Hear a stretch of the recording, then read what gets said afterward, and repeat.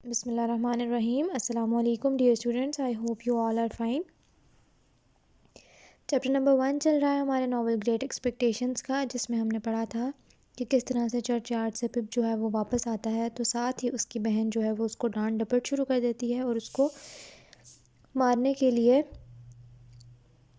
تیار بیٹھی ہوتی ہے. نہ کہ اس کو پوچھتی ہے کہ وہ کہاں تھا، کس حال میں تھا، اتنی دیر کیوں لگائی، وہ الٹا اس کو جھنجھوڑنا، مارنا پیٹنا شروع کر دیتی ہے اور اسے اپنے احسان جتاتی ہے کہ کس طرح سے اس نے اس کو پالا. اگر وہ اس کو نہ پالتی سنبھالتی تو وہ آج باقی اپنے بھائیوں اور ماں باپ کے ساتھ اس قبرستان میں ہوتا جہاں وہ سارا دن بیٹھ کر آیا ہے. یہ سب باتیں وہ بولے جا رہی تھی، لیکن پپ کہتا ہے کہ آئی لکڈ آؤٹ ٹورڈز دا مارشز، میں باہر دیکھنے لگا ان گھنی فصلوں کی طرف.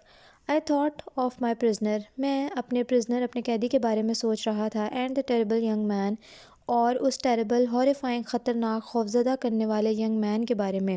اینڈ دا فائل، اور اس اوزار کے بارے میں جو کہ اس نے لے کے جانا تھا پرزنر کے پاس اس کی چین کٹ کرنے کے لیے. دا فوڈ، خوراک جو کہ اس نے منگائی تھی. And the promise I had made, اور وہ وعدہ جو کہ میں نے اس سے کیا تھا کہ میں فائل اور خوراک اس کے لیے ان مارشز میں لازمی لے کر آؤں گا. Mrs Joe was putting our supper on the table, supper کھانا، میل فوڈ. مسز جو ہمارا کھانا ٹیبل پر رکھ رہی تھیں. آئی سیٹ بسائڈ جو، بسائڈ ساتھ، میں جو کے ساتھ بیٹھ گیا.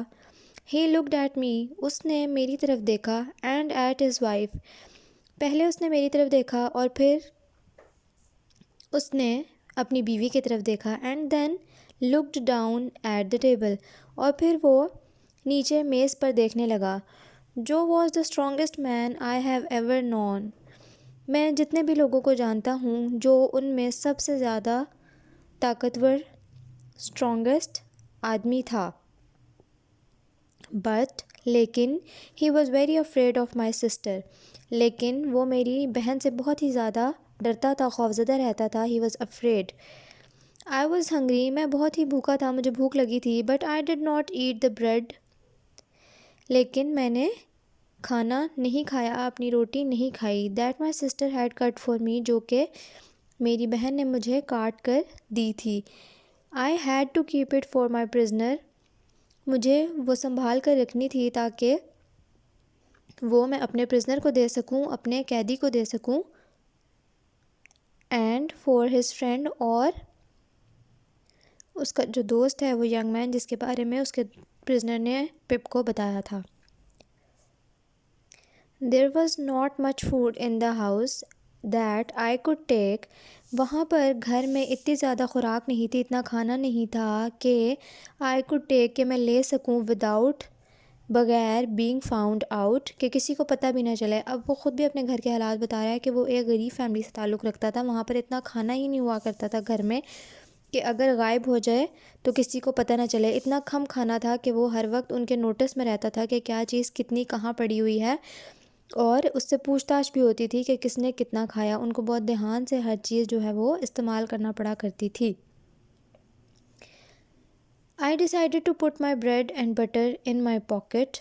اب میں نے فیصلہ کیا کہ میں اپنا بریڈ اور جو بٹر ہے، روٹی اور مکھن کی ٹکڑی جو اس کے پاس تھی، اس نے اپنی پاکٹ میں ڈال لی، اپنی جیب میں ڈال لی. اور اس کے پاس کوئی چھپانے کی جگہ نہیں تھی، تو اسی لیے اس نے وہ دونوں چیزیں فوراً سے ملتے ساتھ ہی اپنی جیب میں چھپا دیں. آفٹر ورڈز، اس کے بعد، I ran upstairs and hid it in my room, میں تھوڑی دیر بعد ہی وہاں سے اوپر بھاگ آیا. اینڈ، اور، ہڈ، ہائڈ کی پاسٹ فارم ہڈ، میں نے وہ چھپا دی. کہاں؟ ان مائی روم، اپنے کمرے میں. اب پپ کو اپنے کھانے کی بھی پرواہ نہیں تھی، وہ پورا بھوکا رہا اتنا ٹائم صرف اس لیے کہ وہ اپنے پرزنر کو کھانا پہنچا سکے.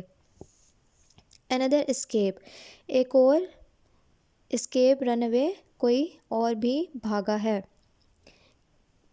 جیل سے. آفٹر سپر، کھانے کے بعد، I sat beside the fire, میں آگ کے قریب ساتھ ہی بیٹھ گیا. It was a very cold night, بہت ہی سردی تھی اور بہت ہی سرد رات تھی. سڈنلی، اچانک، we heard gun fire coming from very far اوے.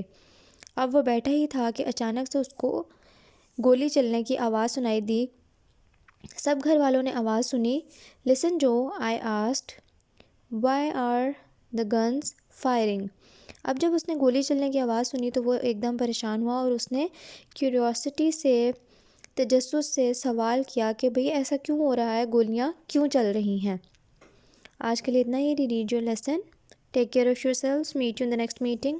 اللہ حافظ.